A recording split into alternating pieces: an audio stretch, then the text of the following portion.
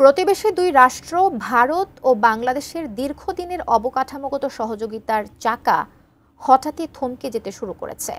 নিরাপত্তার রাজনৈতিক অস্থিরতা এই দুই যুক্তিতে ভারত এবার স্থগিত করল বাংলাদেশে চলমান সব রেল প্রকল্প।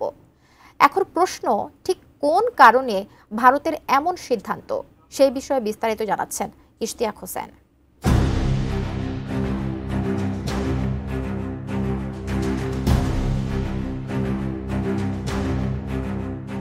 বাংলাদেশ ভারতের মাঝে সম্পর্কের উত্তেজনা এবার ধীরে ধীরে অনেকটা বাণিজ্য যুদ্ধে পরিণত হচ্ছে, যেখানে ট্রান্সশিপমেন্ট সুবিধা বাতিলের পর এবার বাংলাদেশের 3টি বড় রেল সংযোগ প্রকল্প এবং 5টি জরিপ কাজ হঠাৎ করেই স্থগিত ঘোষণা করেছে ভারত সরকার। আর বাংলাদেশি টাকায় প্রায় 7,000 কোটি টাকার এই প্রকল্প স্থগিত করার পেছনে নয়াদিল্লি কারণ দেখিয়েছে দুই দেশের মাঝে চলমান রাজনৈতিক উত্তেজনা ও চলমান প্রকল্পে কাজ করা শ্রমিকদের নিরাপত্তা।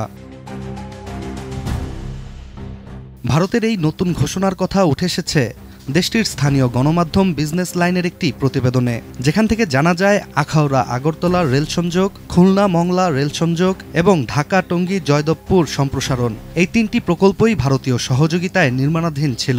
এই রেল সংযোগ তৈরিতে ভারতের মূল লক্ষ্য ছিল 7 সিস্টার্স রাজ্যকে নিজেদের মূল ভূখণ্ডের সাথে রেলের মাধ্যমে সংযুক্ত করা। RICL TMX, যুগের পর যুগ স্থাপনা থাকে মজবুত।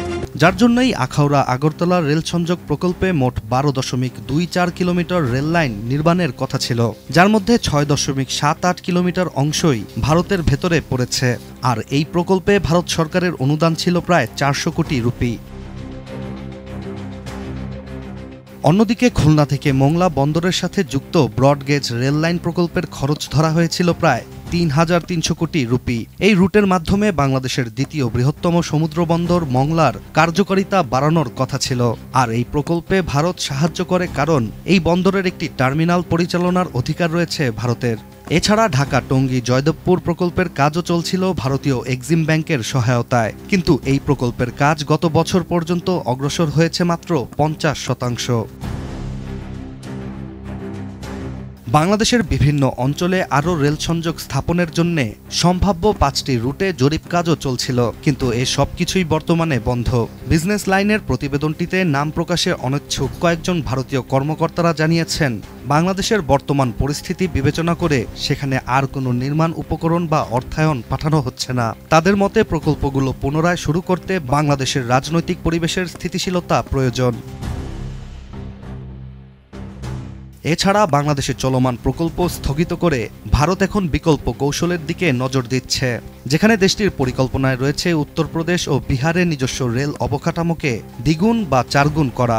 এর পাশাপাশি নেপাল ও ভুটানের মধ্যেও রেল সংযোগ গড়ে তোলার চিন্তা করছে নয়াদিল্লি। Ishtiaq Hossain, ATN news.